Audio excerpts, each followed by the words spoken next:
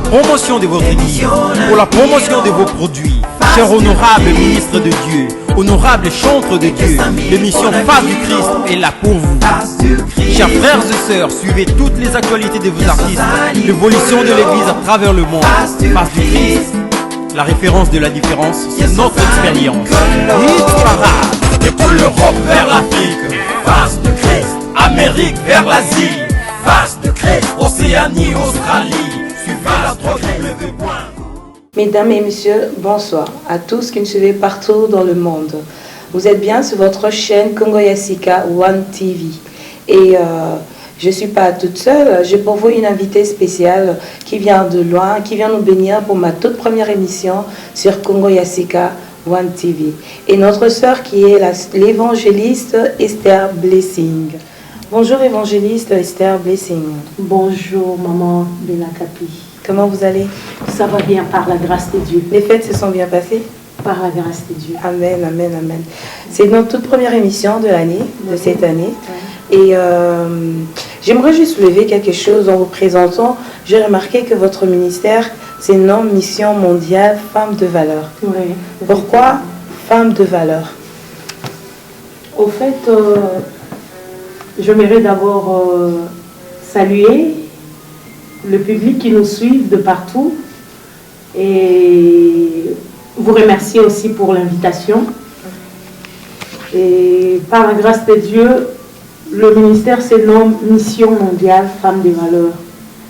Au fait, quand j'ai commencé le ministère, je ne me suis pas posé la question d'abord quel doit être le nom du ministère, mais c'était venu directement par rapport à la mission que Dieu m'avait donnée.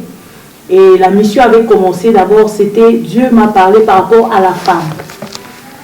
Dieu m'a parlé par rapport au combat de la femme, vis-à-vis d'abord de son foyer, de la société, dans l'église, dans les nations. Et Dieu m'a dit que c'est le temps où il veut donner la valeur à la femme. Et c'est comme ça qu'il m'a donné ces noms-là de femme de valeur. C'est quelque chose qui n'est pas venu de moi, mais c'était venu de Dieu par rapport à mon ministère. Donc, si je comprends bien, vous dites mission mondiale. Oui. Donc, mission mondiale. Mission mondiale aux extrémités de la terre. Au fait, mission mondiale, c'est juste pour dire que ce n'est pas seulement, Dieu n'accorde pas la valeur seulement à moi, mais à toutes les personnes qui sont partout dans le monde entier, qui peuvent recevoir cette parole qu'il a déversée en moi. Et c'est comme ça que nous disons mission mondiale. Et quand nous allons dans la Bible, nous voyons Jésus dire à ses disciples, dans l'évangile de Marc, chapitre 16, verset 15, « Allez partout dans le monde ». Il dit « Allez partout dans le monde ». Donc, l'évangile, ce n'est pas seulement pour ma famille, ce n'est pas seulement pour mon pays. L'évangile, ce n'est pas seulement pour le peuple congolais, mais c'est pour tout le monde. Et c'est comme ça que nous disons mission mondiale. Comme la parole de Dieu déclare, allez partout dans le monde entier. Et nous voyons encore Actes des Apôtres, le chapitre 1, verset 8, qui complète pour dire qu'en commençant par Jérusalem, toute la Judée, Samarie et jusqu'aux extrémités de la terre, c'est juste pour encore mettre encore le point sur ce ministère, que le ministère ne pas seulement sur 4 murs, mais c'est un ministère mondial pour aller jusqu'aux extrémités de la terre, apporter la bonne nouvelle de Christ. Étant femme de valeur. Femme de valeur. C'est en fait, j'aimerais juste un peu éclaircir, que vous puissiez un peu éclaircir, parce que vous dites femme de valeur. Est-ce que un homme peut-il aussi venir prier chez vous? Par contre, allez, travailler avec vous ou bien venir prier chez vous? Parce que là, c'est juste femme de valeur. Ou bien c'est le ministère que pour les femmes. Dans votre église, il n'y a que 2 femmes ou il y a aussi des hommes? En fait, au début, merci pour la question, au début, le ministère était pour la femme. Dieu m'avait dit qu'il veut valoriser la femme.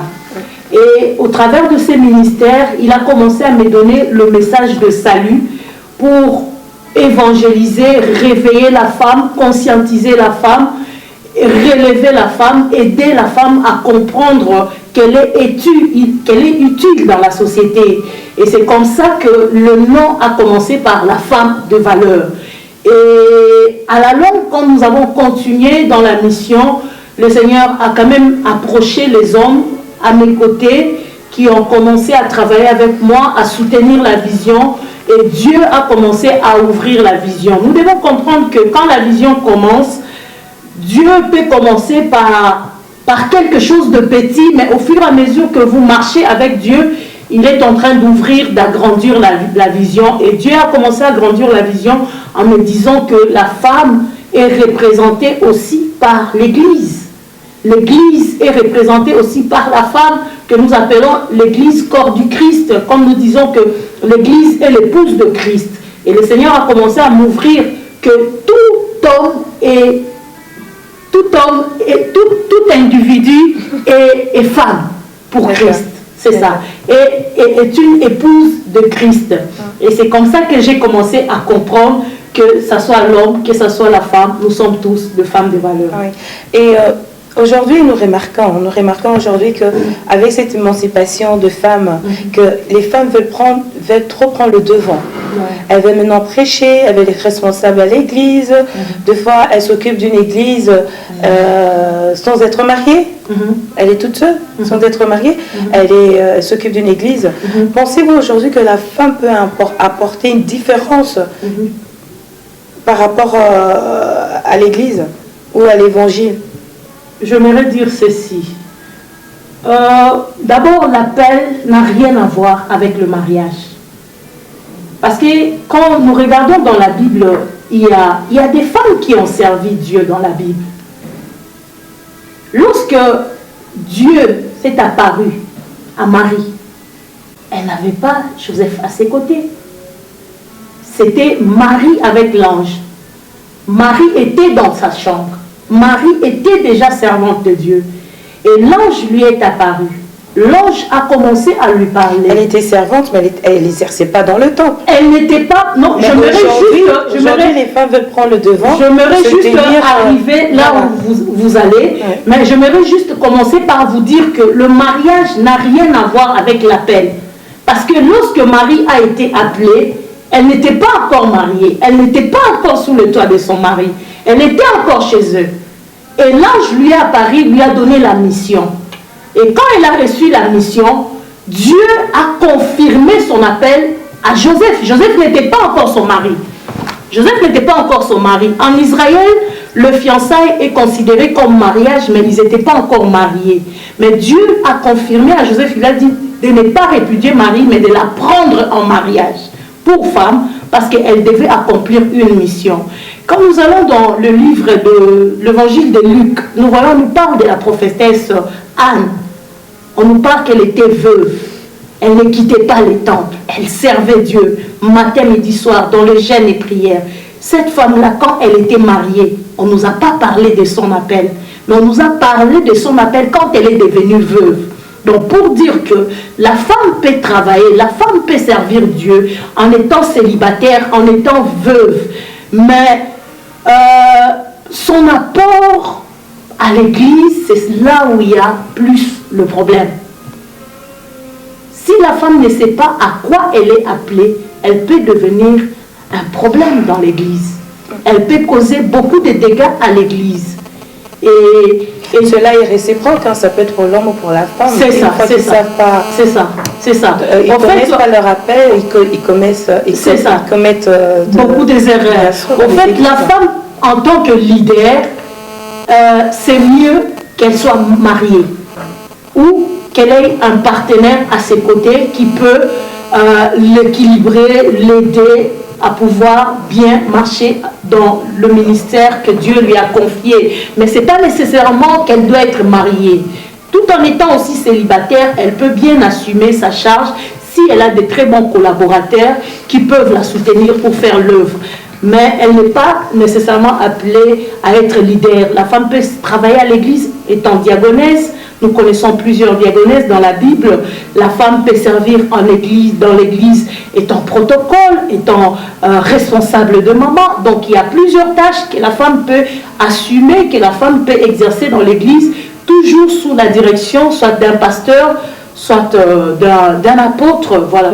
Par rapport à ce que vous venez de dire maintenant, que la femme peut exercer un ministère à l'église, vous êtes quand même d'accord avec moi que c'est pas facile pour une femme qui n'est pas mariée, célibataire, de pouvoir exercer le ministère.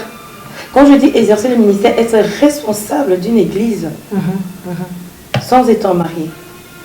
Au fait, femme leader, responsable d'une église, c'est différent de femme leader, responsable d'un ministère. Parce que l'église, c'est beaucoup de choses dedans. Et selon moi, je ne trouve pas bon qu'une femme soit leader d'une église ou d'un assemblée sans pour autant être mariée. Ça a beaucoup de risques. Pour moi, je ne conseillerais pas vraiment aux femmes d'être leader responsable d'une église en étant célibataire. Mais par contre, la femme peut être responsable d'un ministère, même si elle est mariée, même si elle n'est pas mariée, parce que le ministère, c'est ce que Dieu te donne. Et c'est avec ce que Dieu te donne que tu vas fonctionner. Donc, Dieu te fait un don. Comme nous le disons dans les livres de Éphésiens, le livre d'Éphésiens, chapitre 4, le verset 11, Dieu a fait de nous des dons, il a donné à l'Église. Donc le ministère, c'est ce que Dieu a mis en moi. Donc je peux exercer le ministère en étant célibataire, je peux exercer le ministère en étant marié, je peux exercer aussi le ministère en étant veuve. Là, je trouve qu'il n'y a pas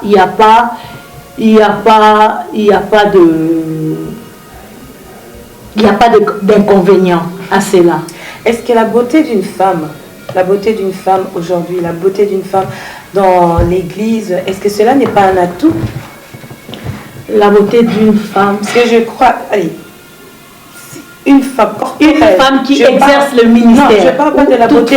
Non, je ne parle pas de la beauté intérieure. Je parle de la beauté extérieure. La beauté extérieure de la femme.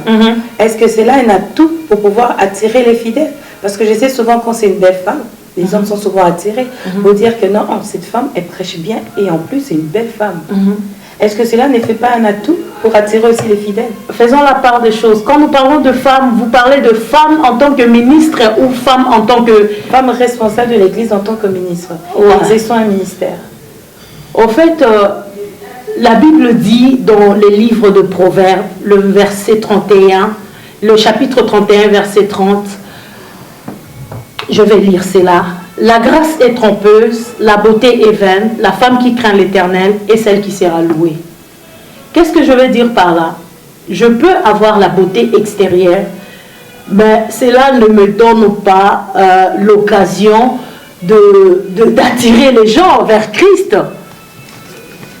C'est la beauté intérieure qui attire les gens vers Christ. C'est vrai, quand on grandissait, il y avait des gens qui se disaient, ah, cette femme, je la trouve belle, je la trouve jolie. Bon, la femme qui donne les exigences, qui dit que si tu veux qu'on soit ensemble, ou bien si tu veux me prendre en mariage, il faudrait que tu viennes à l'église. Et il y avait des frères qui se disaient, bon, je vais abandonner tout ce que je suis en train de faire parce que j'aime cette femme, elle est belle, je vais aller à l'église. Il y a des gens qui se sont retrouvés convertis parce qu'il a été attiré par la beauté de la femme. Ça, je n'exclus pas. Mais en tant que leader, je ne pense pas que la beauté extérieure soit quelque chose qui peut être l'instrument qui peut attirer les gens vers Christ. C'est vrai, les gens peuvent toujours être attirés par la beauté extérieure, mais j'aimerais que plus que ce soit la beauté intérieure, la dimension spirituelle, les dons, les capacités que Dieu a mis au-dedans de nous, que ce soit l'instrument qui peut plus attirer les gens vers Dieu. Voilà. Là, on va essayer un peu de parler entre nous, là, les yeux dans les yeux. Étant servant de Dieu, vous allez me dire que vous n'avez jamais eu de demande ou vos collègues pasteurs qui ayant vous draguer? N'oubliez pas que moi, j'ai fait 20 ans, maintenant je peux dire 19 ans dans le mariage. J'ai eu à travailler dans le ministère aux côtés de mon mari. Donc ce qui fait que c'était déjà une occasion qui ne permettait pas aux hommes de m'approcher facilement parce que j'étais occupée. Peut-être pour l'instant, comme je me retrouve seule, ces choses-là peuvent arriver parce que je suis une femme. Ou sont arrivées? Non, ça je veux dire que ce n'est pas encore arrivé. C'est pas encore arrivé Non. que vous ayez des collègues, pasteurs, qui ont eu à vous draguer? Non. Moi, j'ai cru entendre. C'est vrai. Parce que c'est vrai que quand nous avons souvent des invités, nous essayons souvent d'avoir assez d'informations sur nos invités. Ouais. Et j'ai cru entendre qu'il y a eu de collègues, pasteurs, qui ont eu à vous draguer. Non, je pense Qui ont eu à vous draguer et que vous êtes quand même assez difficile vu le fonction que vous avez. Au fait, j'aimerais dire ceci. Eu à me draguer, c'est un peu aller trop loin. C'est vrai, dans le ministère, on peut collaborer. Dans le ministère, on peut travailler. On reste dans la dimension de la parole. Parce qu'aujourd'hui, il y a des choses qui nous bloquent, qui ne nous permettent pas à évoluer avec le Seigneur, parce que nous sommes très congolais. Qu'est-ce que je veux dire par là? À supposer un pasteur qui m'invite, soit au restaurant, pour dîner ensemble, et des fidèles qui se retrouvent aussi dans le lieu auquel nous sommes en train de dîner, lorsqu'ils me voient seulement avec les pasteurs, directement ils n'ont pas à réfléchir. Ils se diront que non, ils sortent ensemble. Or, c'est pas ça. Dans le travail, nous le voyons, même les gens qui sont des grands cadres, qui travaillent dans de grands organismes ou dans de grandes entreprises. Il y a des moments de pause où les membres de l'entreprise, ils partent manger ensemble. Ils peuvent aller manger ensemble, ils peuvent blaguer, ils peuvent rigoler. Ça se passe, ça s'est fait. Mais à notre niveau, étant pasteur, c'est difficile d'admettre. Ça, moi, je n'accepte pas. Parce que moi, en tout cas, Maman Bena, je veux te dire, de ce côté-là, je suis stricte. Je suis vraiment bloquée. Dans le fait de dire que vous êtes strict, donc il y a eu de demandes. Non, si quelqu'un veut... Je suis stricte par rapport à ce que vous venez de dire, que je ne peux pas céder. Je ne cède pas. Non, je ne vous demande pas de céder. Ma question est celle-ci. Est-ce que vous avez déjà eu... Non. Étant belle comme vous êtes, vous n'avez pas encore eu de demande? Non, ils n'ont pas pu oser, peut-être, j'espère. Pensez-vous rester comme ça? Je vous confirme que j'ai été mariée pendant 19 ans et j'étais toujours à côté de mon mari. Cela ne s'est jamais produit. Jamais. Ah mais, ok. Vous avez parlé de votre mission mondiale de femmes de valeur. Pourriez-vous... C'est vrai qu'aujourd'hui, il y a pas mal de femmes, je pourrais dire de personnes qui exercent le ministère et tout, mais quand on leur demande qui est leur père spirituel, des fois, c'est comme s'ils naissent de nulle part. Ils n'ont pas un parcours, ils n'ont pas de père spirituel. Et vous, avez-vous un père spirituel? Merci beaucoup. Êtes-vous attaché à une église? Avez-vous quelqu'un qui vous coach, qui vous guide, qui vous conseille par rapport au ministère de ce que vous êtes en train de faire? Merci beaucoup pour la question. La question est vraiment pertinente. Et j'aimerais dire ceci. Étant que Esther Blessing, je souffre de ces problèmes-là. Parce que jusqu'à présent, des fois, je me pose la question. Plusieurs serviteurs de Dieu, partout dans le monde, ils se disent que c'est ma fille. C'est ma fille. C'est ma fille. C'est ma fille. C'est ma fille. Moi, j'ai grandi dans une famille où j'ai un père, j'ai un papa qui m'a mise au monde. Et ce que je reconnais de mon père, qu'il ne m'a jamais abandonné, quelle que soit la situation, quelles que soient les fautes, quelles que soient mes erreurs, quel que soit mon comportement, mon papa a toujours été là et je le salue. Je salue mon papa Léonard Kaembe à partir de Kinshasa qui nous suit. Il a toujours été présent. Aujourd'hui, dans le ministère, nous voyons il y a un système où les gens qui se disent père, qui se disent c'est ma fille, c'est mon enfant, ceci, c'est là. Des fois, je me pose la question, j'ai combien de pères, moi? J'ai combien de pères, moi, Esther? C'est tout le monde qui se dit que c'est ma fille, c'est ma fille, c'est ma fille. Mais ils sont absents dans ma vie. Mais pourquoi est-ce qu'ils se permettent à dire que non, vous êtes leur fille? Ça, c'est la question que je voudrais aussi me poser sur ces plateaux. Pourquoi est-ce que les hommes de Dieu se permettent de dire que je suis leur fille et pourtant qu'ils sont absents dans ma vie? Mon papa ne m'a jamais abandonné, quelles que soient les horaires, quelles que soient les conditions, quel que soit l'état, que ce soit depuis que j'ai été née. Je me suis mariée, mon mari est parti, je suis restée avec les enfants, mon papa est toujours présent et il m'appelle presque chaque jour. Et raisonnez bien, il est à Kinshasa. Mais maintenant, les pères qui se disent pères spirituels, c'est ma fille, c'est ma fille, c'est ma fille, où sont-ils? Parce qu'aujourd'hui, nous avons constaté dans le ministère, il y a des gens qui s'achètent des pères spirituels, qui s'achètent des papas.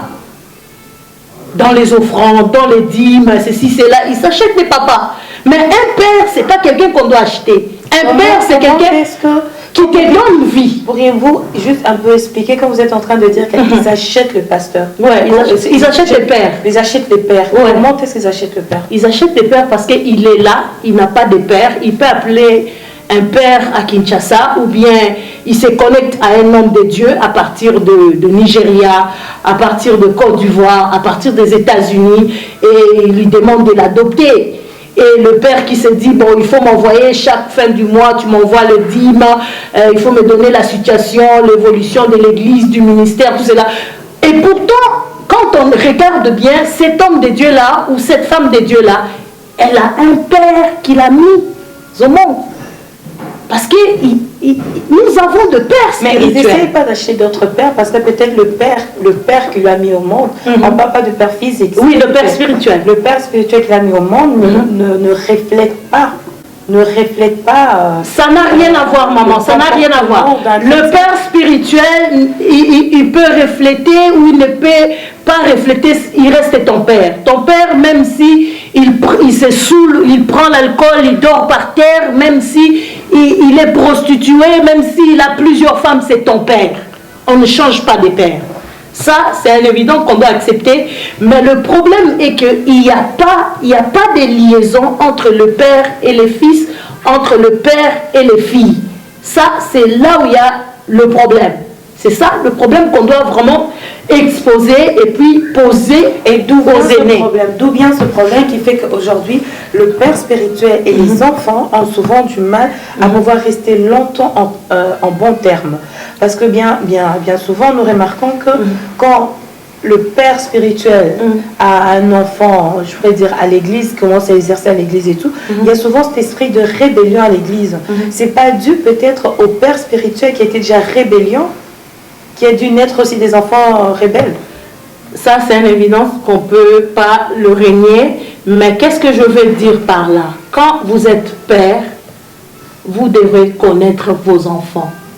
Et quand vous êtes enfant, vous devrez aussi connaître votre père.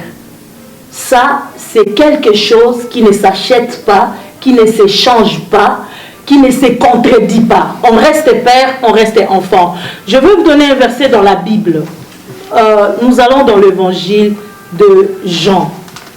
Jean chapitre 14, je vais lire à partir du verset 6. La Bible dit ceci, c'est Jésus qui parle.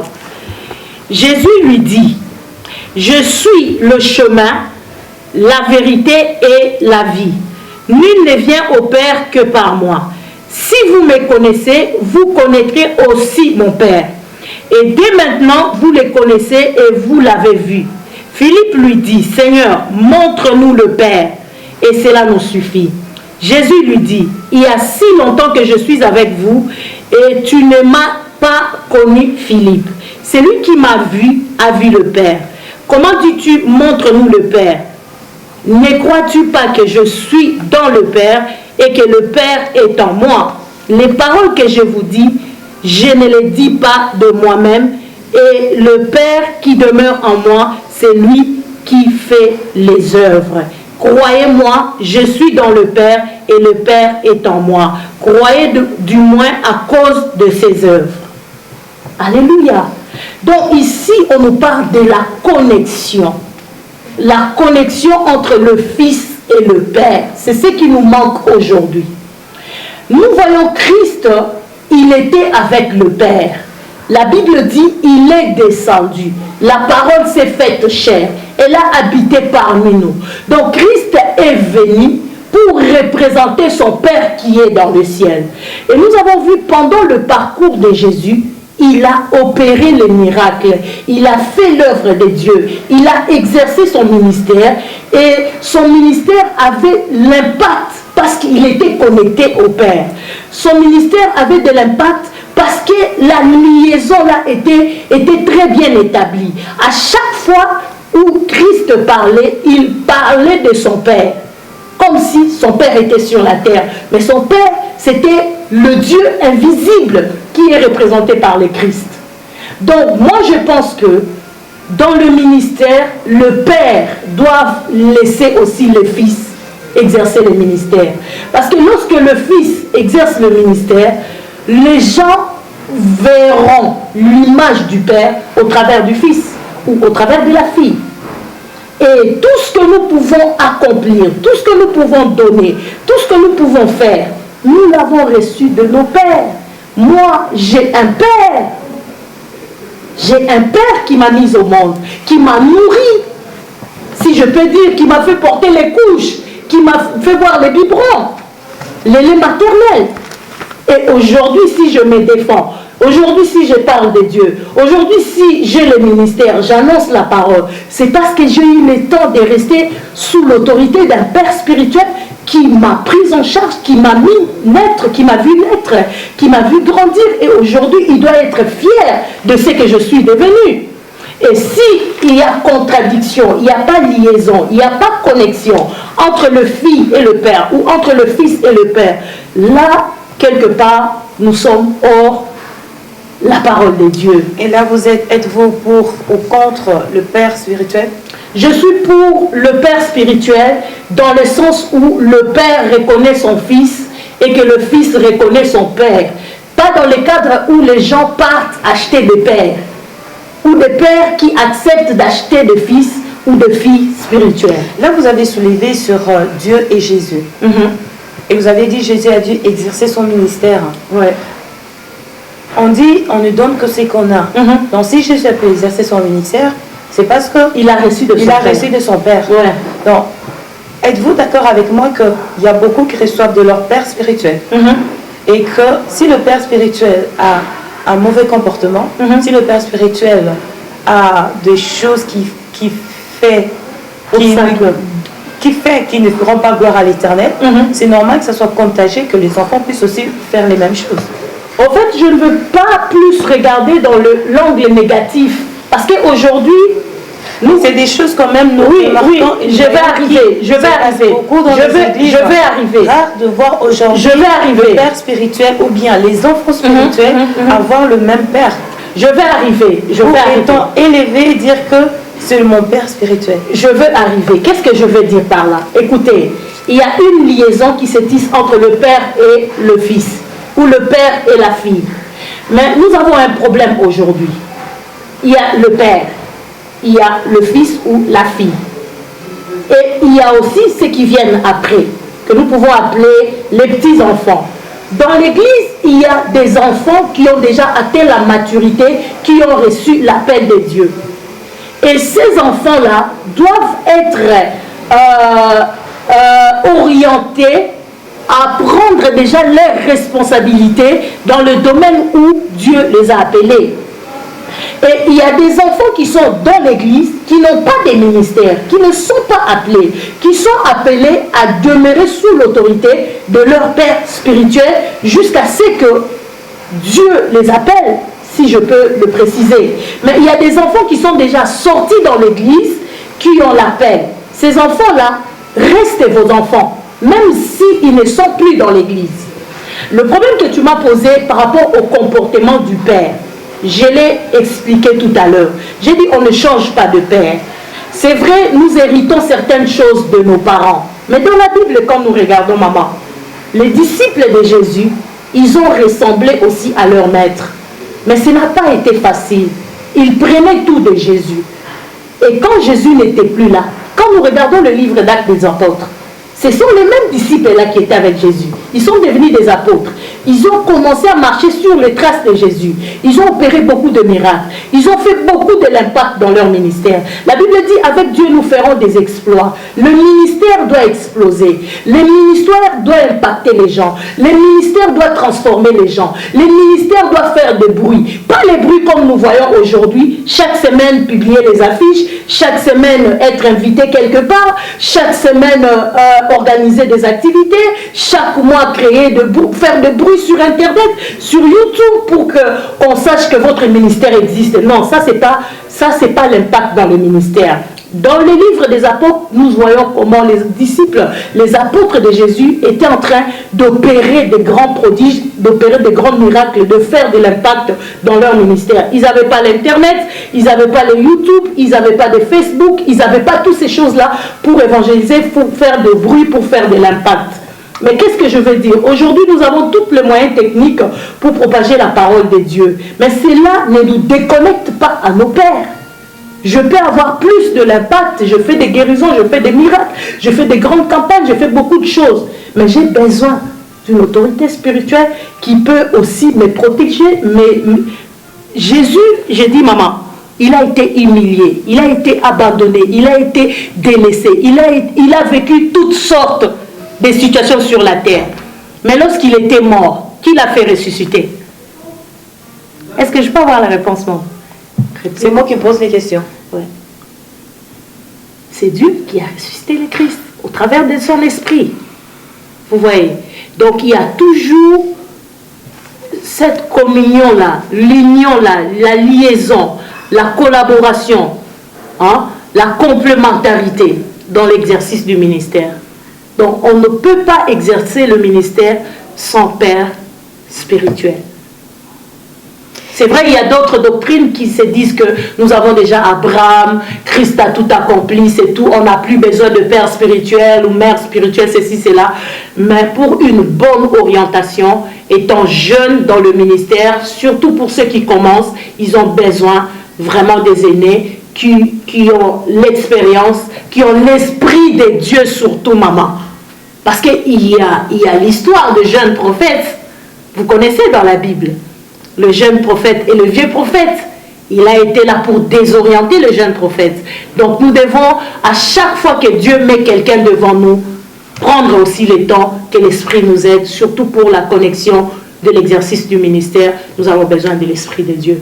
Dieu peut nous connecter aussi à d'autres serviteurs de Dieu qui ne sont pas nécessairement notre Père spirituel, mais nous devons toujours rester dans la bonne communion, bonne liaison avec celui qui nous a fait naître pour bien évoluer dans le ministère. Aujourd'hui, par exemple, nous voyons des gens qui ont bien commencé dans l'œuvre de Dieu. Ils ont fait beaucoup de démonstrations, beaucoup d'exploits avec Dieu, mais ils se sont connectés avec des prophètes, soit aux États-Unis, avec des prophètes au Kenya, des prophètes au Nigeria. Ils les ont désorientés par rapport à la vision qu'ils avaient. Ils les ont désorientés, déconnectés par rapport à ce que Dieu avait mis en eux. Et nous voyons beaucoup de gens, ils ont commencé par le message de délivrance. Aujourd'hui, ils se retrouvent par notre message. Il a commencé avec la sanctification. Demain, il prêche autre chose. C'est bien de prêcher toute la Bible, mais nous devons avoir le message que Dieu nous a donné. Nous avons compris l'importance qu'il y a entre le Père et le Fils. Mais jusqu'à là, vous ne m'avez pas répondu qui est votre Père spirituel. C'est ça, la question que moi je suis en train de me poser, qui est mon Père spirituel, parce que j'en ai plusieurs. Parce que je suis sûre, à un enfant, si tu lui demandes c'est qui ton papa, il dira le nom de son Père. Amen. Et vous, qui est votre Père spirituel? Mon père qui m'a mise au monde dans l'œuvre de Dieu, il s'appelle le pasteur Dominique Ngoï Kabouya de la Résurrection, Centre évangélique La Résurrection à Kinshasa. C'est lui mon père spirituel. Et dans le ministère, j'ai eu à rencontrer plusieurs d'autres hommes de Dieu qui m'ont aidé aussi dans l'exercice de mon ministère, que je tue le nom pour l'instant, que je tais le nom pour l'instant. Et je préfère ne pas... Au lieu de taire le nom, il serait mieux de dire le nom. Non, je ne préfère pas... quand même de ce qu'ils ont fait, ils ont contribué. Je ne préfère pas parler d'eux pour l'instant, peut-être dans l'avenir, mais dans le ministère, j'ai mon père, c'est le pasteur Dick Van Staes de l'église Comenzi Rotterdam, qui m'a introduit dans le ministère. Et voilà. Pour pouvoir détendre un peu l'atmosphère, parce que là c'était un peu trop chaud. Vraiment. Si vous avez à choisir entre amour, richesse, élévation, que choisirez-vous? L'amour. Pourquoi l'amour? L'amour parce que l'amour couvre toute multitude de péchés, l'amour pardonne, L'amour supporte. L'amour c'est tout. L'amour c'est tout. Et quel serait votre mot de la fin pour toutes les personnes qui nous suivent partout dans le monde?